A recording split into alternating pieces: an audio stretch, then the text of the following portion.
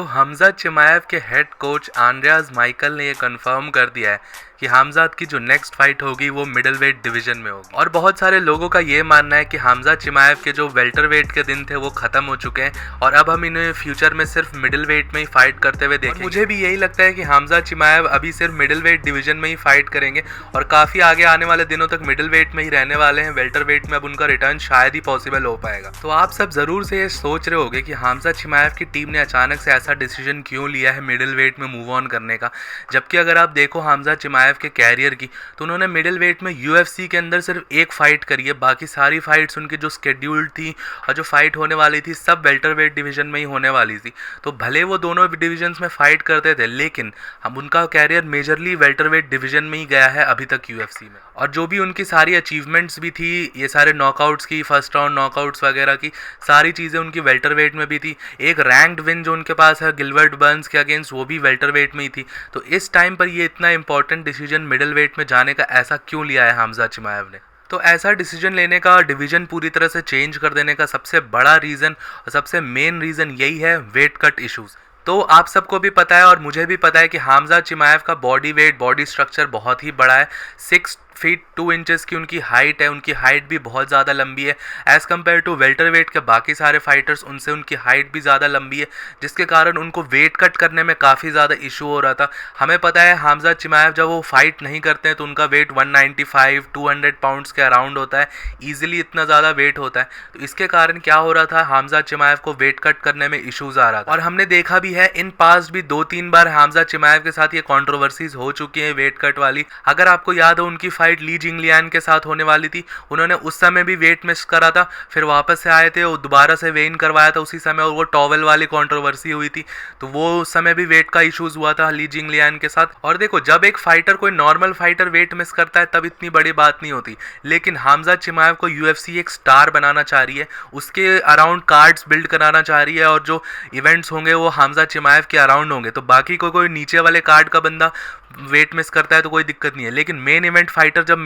Wait miss करता है तो पूरे कार्ड में नुकसान होता है, पूरा इवेंट का नुकसान होता है।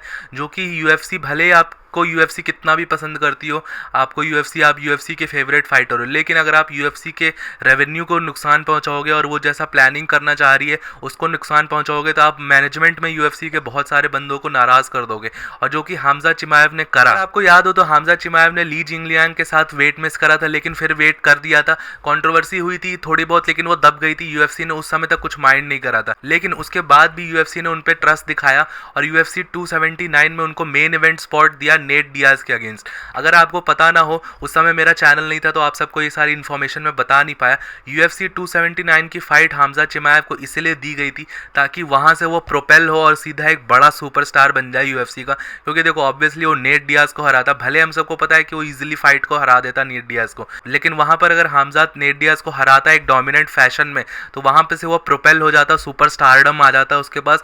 उसको लिटरली हम नेट डियाज, कॉनर मैग्रेगर ये सब के साथ कंपेयर करने लग जाते बड़े pay per view star. Basically UFC का भी यही प्लान था कि इन सब के बाद हमजा चिमाएव को एक सुपरस्टार बनाना था, लेकिन हमें पता है कि यूएफसी 279 कैसा गया था। उस इवेंट में पूरी बहुत ज्यादा भसड़ हो गई थी, हमजा चिमाएव और केविन हॉलैंड की फाइट भी हो गई। अगर आपको पता ना हो तो यूएफसी 279 का कोई प्रेस कॉन्फ्रेंस भी नहीं हुआ था, मीडिया का कोई प्रेस कॉन्फ्रेंस नहीं हुआ था, क्योंकि दोनों के बीच में फाइट हो गई थी, हमजा चिमाएव की टीम के बंदों के बीच में और केविन हॉलैंड के बीच में।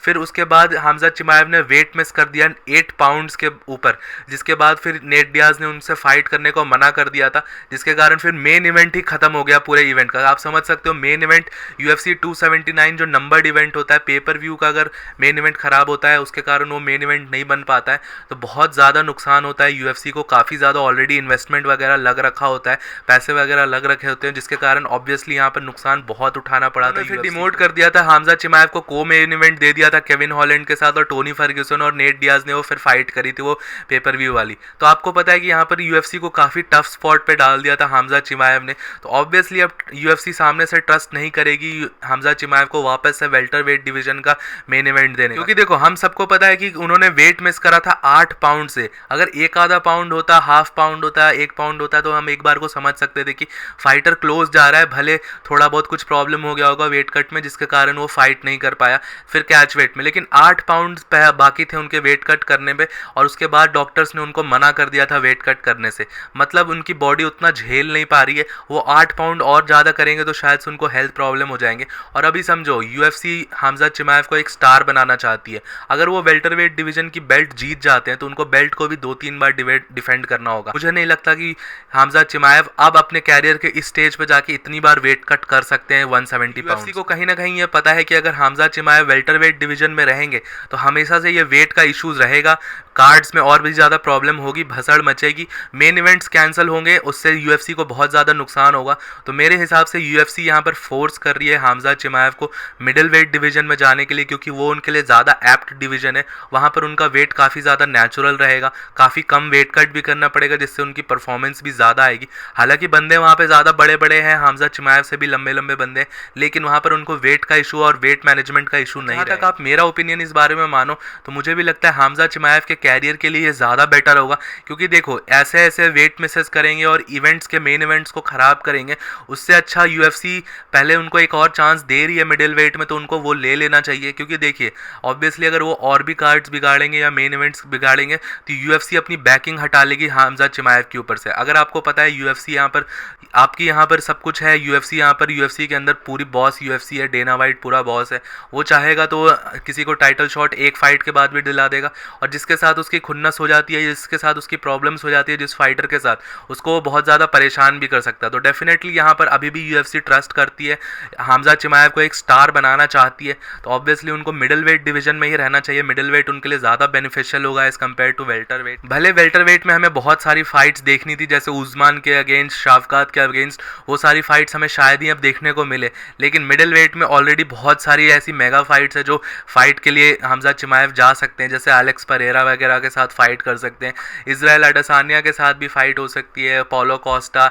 और अगर बात की जाए हमजा चिमाएव के एरिया की ही, उधर से ही रशिया की तरफ से ही शादपुतीन भी आ रहे हैं, तो उन्होंने भी अब मिडिल वेट डिवीजन में एंट्री मार ली है। तो इन सारी फाइट्स के साथ भी मिडिल वेट डिवीजन को भी थोड़ा और ज़्यादा एक्टिव और इंटरेस्टिंग बनाया जा सकता है। और ओवरऑल मुझे यही लगता है कि हमजा चिमाएव के एडिशन से मिडिल वेट डिवीजन में उनको तो बेनिफिट होगा ही, साथ ही साथ मिडिल वेट डिवीजन भी बहुत ज़्यादा एक्टिव और इंटरेस्टिंग हो जाएगा UFC में। तो यही सारे रीजंस थे जिसके कारण हमजा चिमाएव की टीम ने डिस्कस करा है और ये डिसाइड करा है कि वो वेल्टरवेट डिवीजन को कुछ टाइम के लिए छोड़ेंगे और अभी मिडिल वेट पे ही फोकस करेंगे। तो आपका इसके बारे में क्या ओपिनियन है? हमजा चिमाएव को क्या वेल्टरवेट में वापस जाना चाहिए या मिडिल वेट उनके लिए सही डिसीजन लिया है उनकी टीम ने? तो जो भी आपका ओपिनियन हो प्लीज़ मुझे नीचे कमेंट करके ज़रूर से बताना, और भी कोई इन्फॉर्मेशन हो तो मेरे साथ ज़रूर से शेयर करना। तब तक के लिए अगर तुम्हें जानना है कि हमजा चिमाएव नेक्स्ट कब फाइट कर सकते हैं और उनकी रिटर्न की टाइमिंग क्या हो सकती है, इस साल होगी कि भी नहीं होगी उनकी कोई फाइट, तो तुम्हें अगर इसके बारे में और जानना है तो तुम मेरा ये वाला वीडियो यहाँ पर चेकआउट कर सकते हो। और अगर चैनल का कॉन्टेंट तुम्हें अच्छा लगता है, UFC की वीडियोज़ ऐसी हिंदी में देखना पसंद है,